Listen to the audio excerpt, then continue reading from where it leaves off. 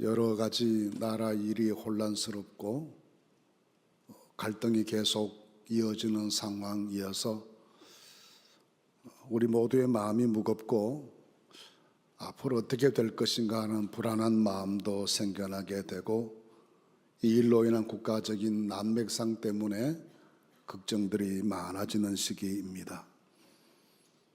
해결 방법을 어떤 분들은 태극기를 들고 어떤 분은 촛불을 켭니다.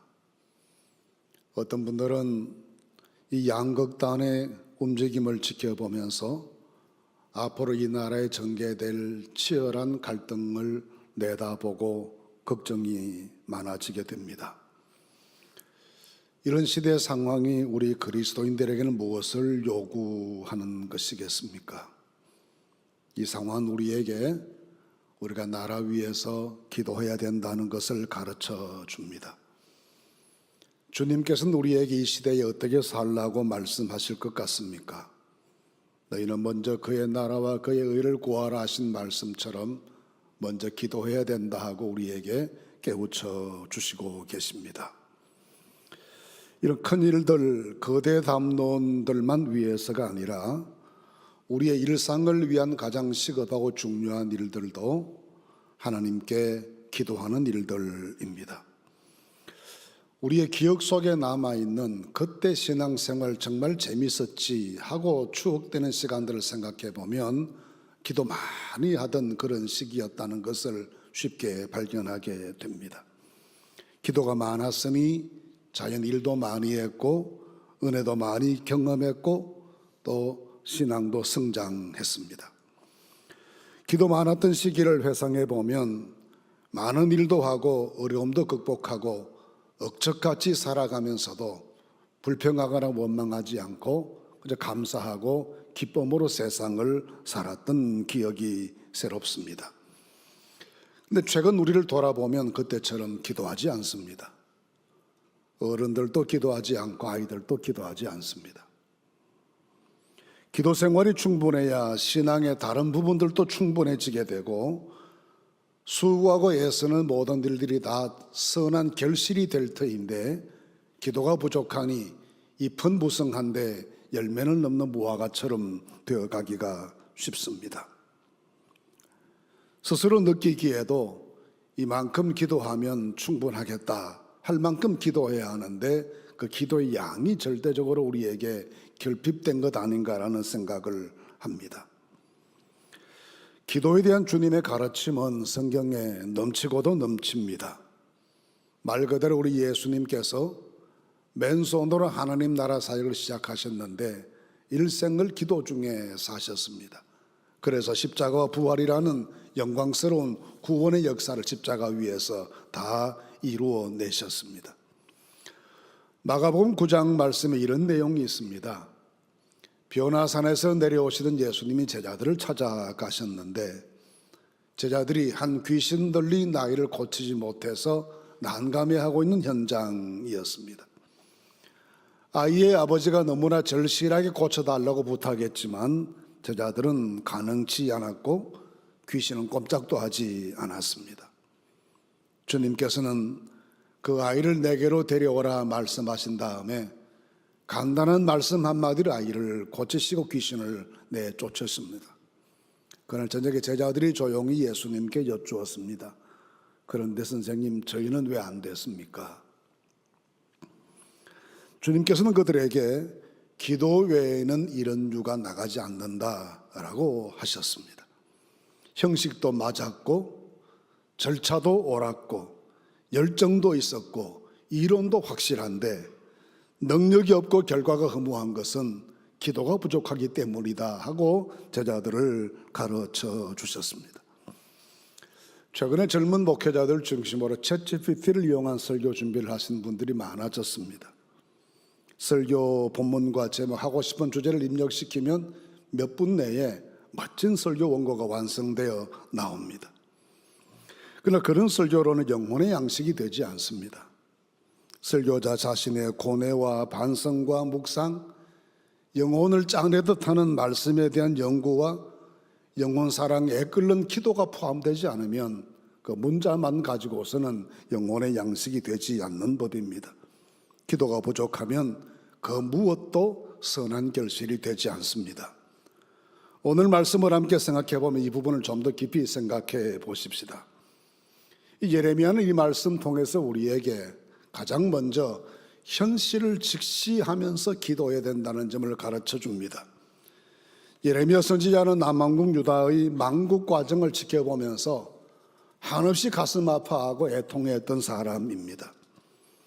심지어는 적군이었던 바벨론의 침략에 앞서서 맞서 싸울 생각하지 말고 항복하는 것이 그나마 피해를 최소화하는 길이다라며 정치권과 국민들에게 호소하기도 했고, 그 때문에 오해받고 배척당하는 어려운 시기를 겪었습니다.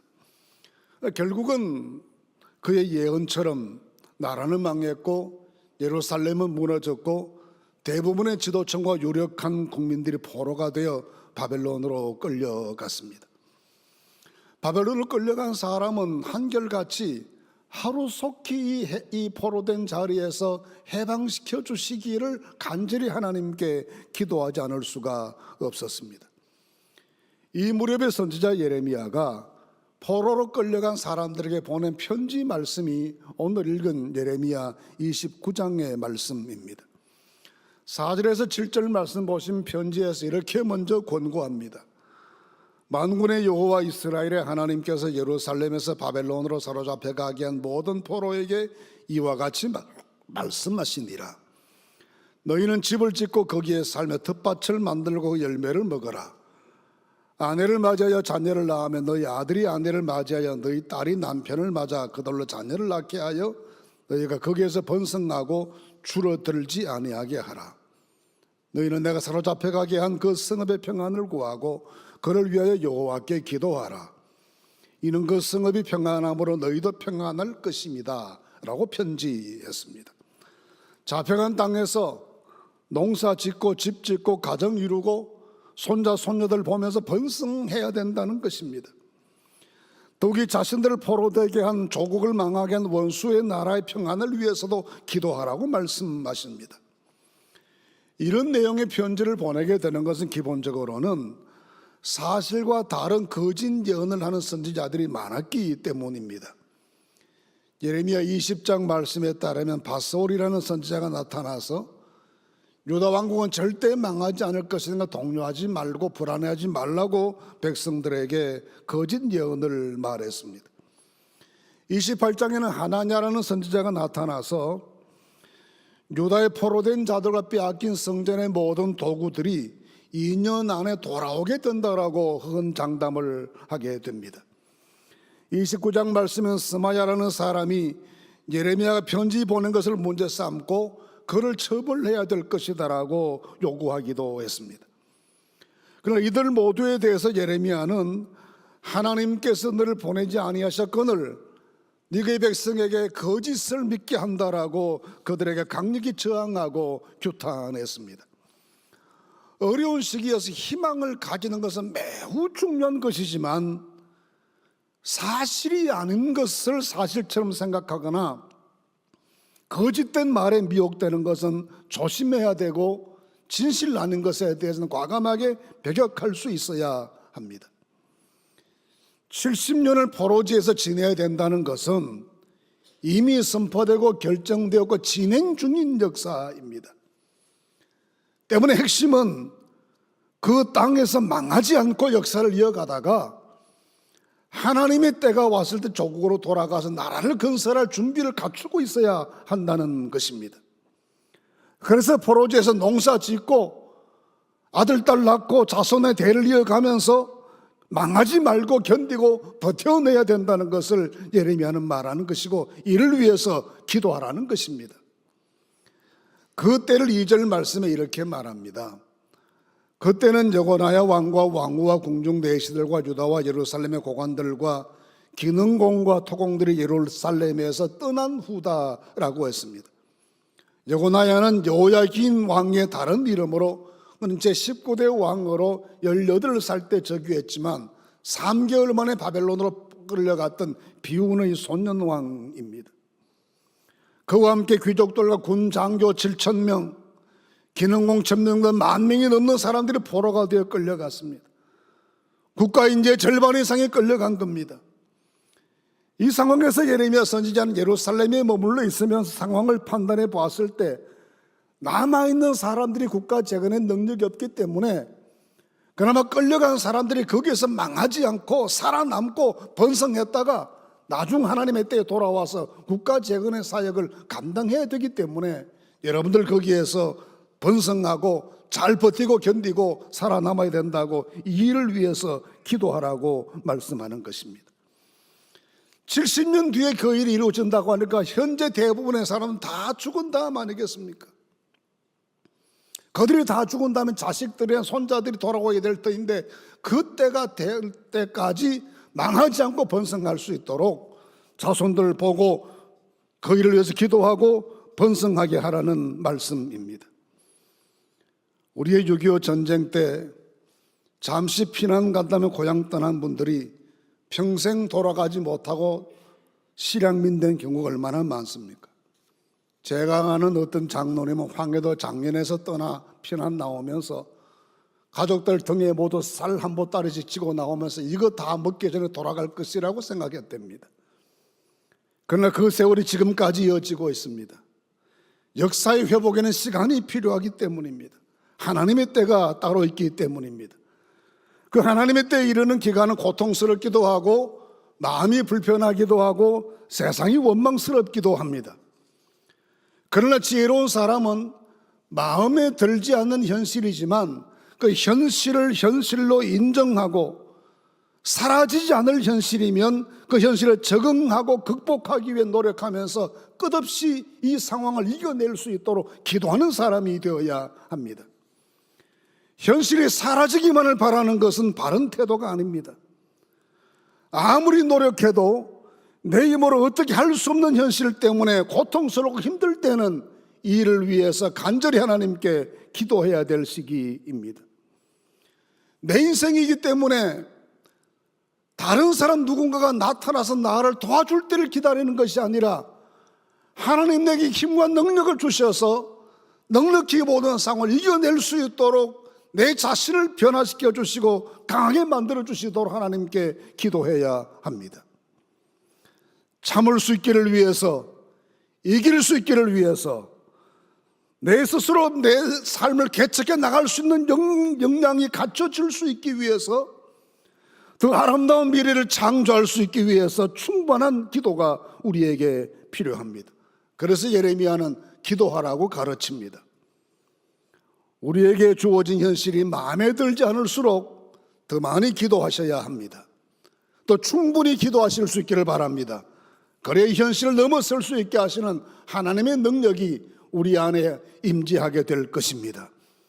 더 많이 기도하시고 넉넉하게 기도하시고 충분하게 기도하시는 성도들이 되시기를 간절히 바랍니다. 동시에 이렇게 기도할 때는 하나님의 뜻을 깨닫고 품고 기도하라고 하십니다. 나라가 이렇게 망한 것은 통탄스럽고 절망적인 일입니다. 예레미야도 이런 현실을 바라보면서 많이 애통했고 많이 슬퍼했습니다. 그래서 그를 눈물의 선지자라고도 부릅니다. 예레미야가 1장 1절 2절 말씀 이렇게 그는 슬퍼합니다. 슬퍼다 이성에 전에는 사람이 많더니 이제는 어찌 그리 적막하게 앉았는고. 전에는 열국 중에 크던 자가 이제는 과부같이 되었고, 전에는 열방 중에 공주였던 자가 이제는 강제 노동을 하는 자가 되었도다. 밤에는 슬피 우니 눈물이 뺨에 흐름이여 사랑하던 자들 중에 그에게 위로하는 자가 없고 친구들도 다 배반하여 원수들이 되었도다라고 애통해합니다. 그러나 선지자는 이 멸망이 하나님께서 주시는 최후의 결론이 아니라는 것을 알게 됩니다. 10절 11절 보시면 이렇게 하나님의 결론을 깨닫습니다. 여호와께서 이와 같이 말씀하시니라. 바벨론에서 70년이 차면 내가 너희를 돌보고 나의 선한 말을 너희에게 성취하여 너희를 이곳으로 돌아오게 하리라. 여호와의 말씀이니라. 너희를 향한 나의 생각을 내가 하나니 평안이요 재앙이 아니니라. 너희에게 미래와 희망을 주는 것이니라 하셨습니다. 현재 만국의 끝이 아니라 앞날의 해방과 귀국이 기다리고 있고, 이 재앙으로 끝나는 역사가 아니라 평안을 주시고 희망과 미래를 주시는 것이 하나님의 궁극적인 뜻이라고 가르쳐 주신 것입니다. 예레미야가 3장 19절 말씀에도 이렇게 말씀합니다. 내 고초와 재난 곧 쑥과 담접을 기억하소서. 내 마음이 그것을 기억하고 내가 낙심이 되오나 이것을 내가 내 마음에 담아두었더니 그것이 오히려 나의 소망이 되었사오면 여호와의 인자와 긍휼이 무궁하심으로 우리가 진멸되지 아니함이니이다. 이것들이 아침마다 새로우니 주의 성실하심이 크시도소이다 했습니다. 하나님께서 고초와 재난을 그에게 주셨지만 곰곰이 생각해 보니 이 아픈 역사에도 소망을 남겨두셨는데 하나님께서 다 진멸되지 않게 하시고 남은 자들을 두셨다는 것입니다. 이런 말씀에서 우리는 슬피 울고 있는 예레미야가 깨달은 하나님의 뜻이 무엇인지를 발견하게 됩니다. 하나님께서 마침내 그들에게 평안을 주시고 희망과 미래를 주시겠다는 것이 하나님의 최종적인 뜻임을 알게 되었습니다. 예레미야를 비롯한 당시 사람들이 너무 현실적으로 가슴 아팠던 것은 어떤 희망도 잘 발견하기가 어려웠기 때문이었을 겁니다. 나라 안을 살펴보아도 이 국민을 전환시킬 수 있는 개인도 보이지 않고 집단도 보이지 않습니다. 국제정세를 살펴보고 세계 여러 나라의 입장을 살펴보아도 유다에 대해서 우호적인 입장을 가진 나라들과 세력들이 나타나지 않습니다. 바벨론의 위세가 수그러들 어떤 대적할 만큼의 세력도 등장하지 않습니다. 유다 왕국이 제기할 수 있는 미세한 틈도 그들에게는 발견되지 않고 할 수 있는 것이 아무것도 보이지 않습니다. 그래서 더 절망적입니다.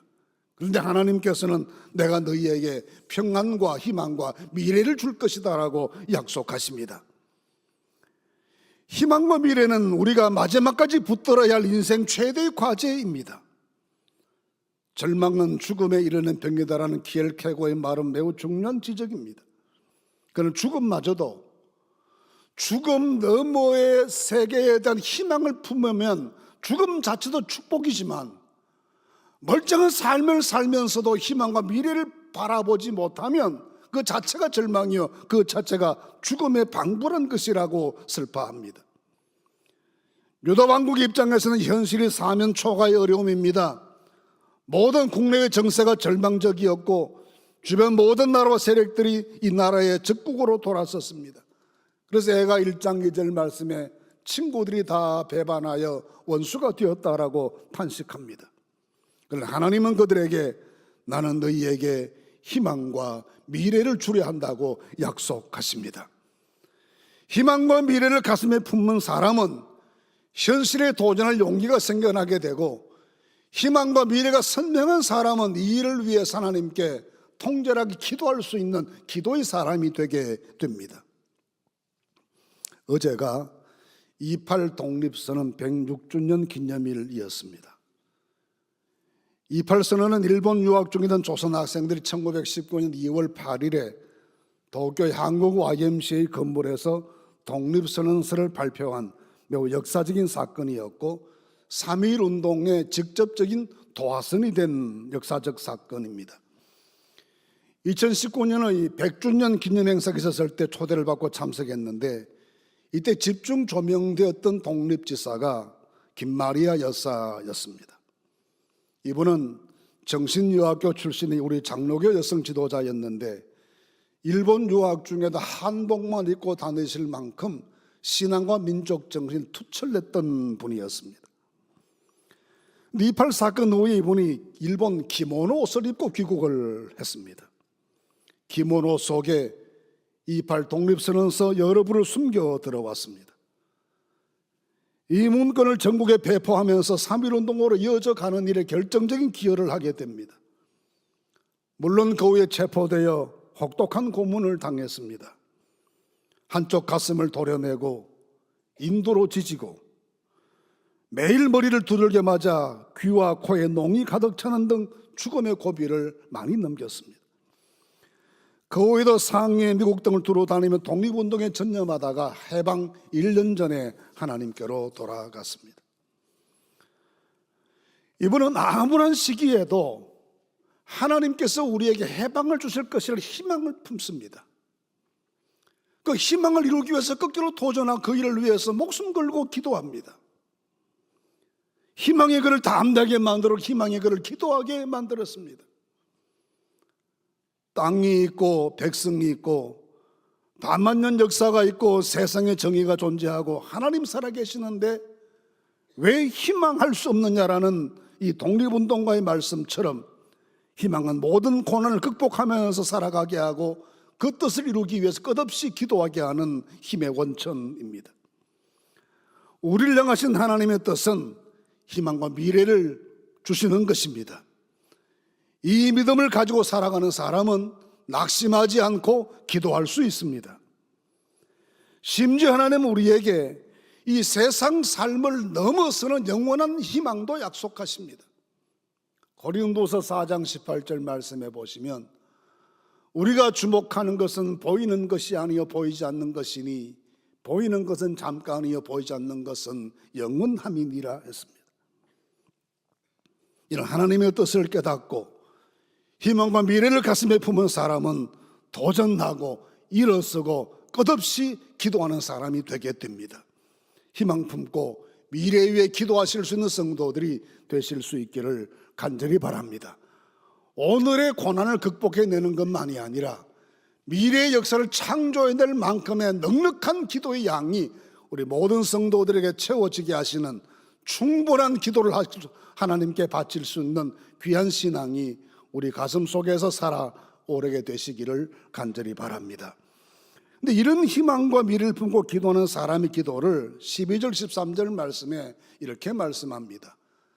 너희가 내게 부르짖으며 내게 와서 기도하면 내가 너희들의 기도를 들을 것이요 너희가 온 마음으로 나를 구하면 나를 찾을 것이요 나를 만나리라 하셨습니다.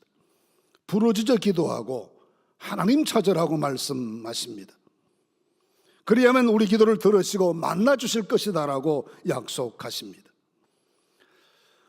나라가 망했을 때 이스라엘 사람들이 참 당혹스러운 게 있었습니다.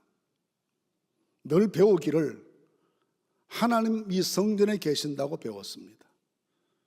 근데 나라가 망하고 성전 무너지고 파괴되고 없어지고 나니까 그럼 지금 하나님 어디 계시냐라는 생각을 하게 됩니다.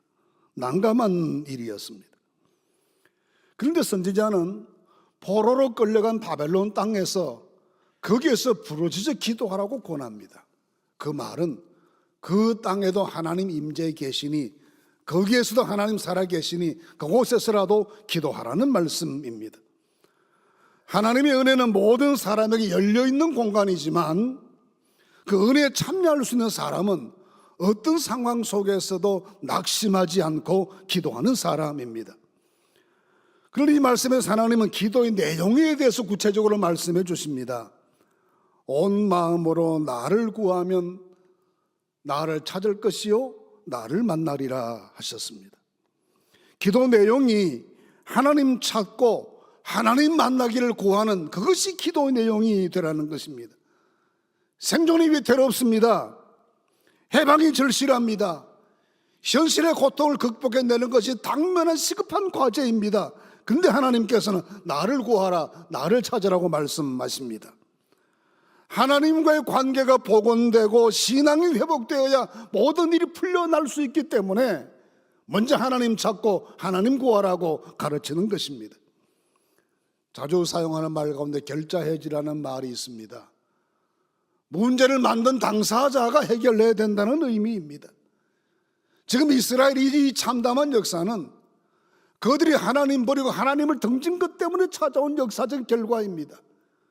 그러기에 먼저 하나님께로 돌아가고 먼저 회개하고 먼저 하나님 찾고 먼저 하나님 구하는 백성이 되어야 그 다음 문제들이 풀려갈 수 있기 때문에 하나님 만나기를 구하라 말씀하신 것입니다.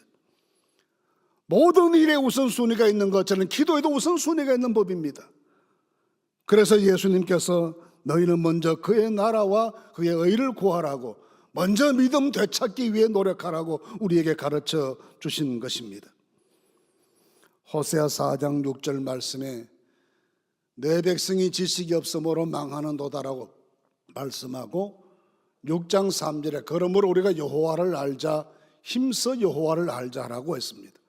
하나님 만나고 하나님 잘 알고 그래서 하나님께로 돌아가고 하나님과의 관계가 회복되는 여기에서부터 모든 역사적 문제가 풀려갈 수 있기에 이 일을 위해서 회개하고 전심전력으로 부르짖어 기도하라고 가르쳐 준 것입니다.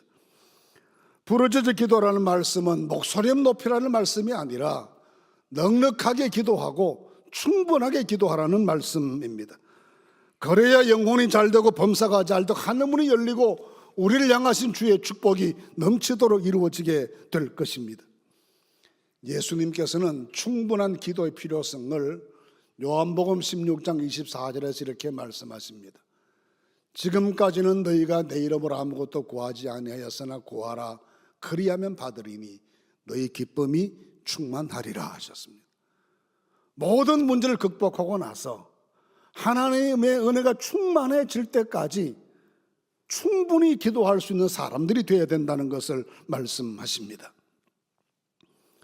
사람에게 건강에 치명적인 문제가 생길 때 온몸의 모든 부분이 다 병들어서 치명적 문제가 생기는 건 아니지 않습니까? 결정적인 중요한 부분 한 곳에 문제가 생기면 사람의 생명이 위태롭습니다. 신앙생활에 있어서 중요한 한 가지 분야의 문제가 생기면 신앙이 병들기 쉽습니다. 기도하는 일입니다. 여러분의 기도는 충분하십니까? 그리스도인으로 살아가기에 충분히 기도하시고 세상의 빛과 소금 되기에 충분하도록 기도하시고 악한 것에 물들지 않게 나를 지킬 수 있도록 충분히 기도하고 내게 맡기신 십자가 넉넉히 감당할 수 있도록 넉넉히 충분히 기도하고 계십니까? 작은 유혹 앞에 쉽게 넘어지고 습관처럼 상처받는 일이 반복되고 늘 후회가 가득한 빈핍한 삶에서부터 태산이 무너지고 쓰나미 같은 시험이 몰려와도 당당히 맞서고 이겨내기에 충분하도록 기도하실 수 있기를 바랍니다. 기도가 충분한 성도들이 되시기를 간절히 바랍니다. 기도가 넉넉해지게 되시기를 바랍니다. 모든 시험들 앞에 당당히 맞설 수 있도록 내 자신의 영적 능력이 충분히 채워질 때까지 넉넉히 기도하시는 하나님의 사람들이 되셔서 이 어려운 역사 속에서도 희망과 미래, 꿈을 품고 나아가는 하나님의 백성들이 되실 수 있기를 주님의 이름으로 축원합니다. 다시 여러분께 여쭙습니다. 여러분의 기도는 충분하십니까? 충분히 기도합시다.